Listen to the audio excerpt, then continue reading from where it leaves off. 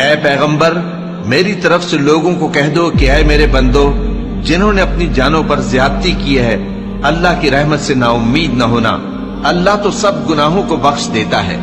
بے شک وہی تو ہے بڑا بخشنے والا بڑا مہربان۔ اور اس سے پہلے کہ تم پر عذاب آ واقع ہو اپنے پروردگار کی طرف رجوع کرو اور اس کے فرما بردار ہو جاؤ، ورنہ بعد میں تم کو مدد نہیں ملے گی۔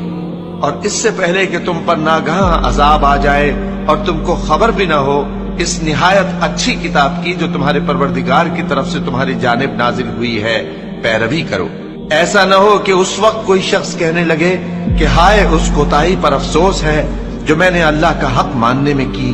اور میں تو ہنسی ہی کرتا رہا، یا یہ کہنے لگے کہ اگر اللہ مجھ کو ہدایت دیتا تو میں بھی پرہیزگاروں میں ہوتا، یا جب عذاب دیکھ لے تو کہنے لگے کہ اگر مجھے پھر ایک دفعہ دنیا میں جانا ہو تو میں نیکوکاروں میں ہو جاؤں۔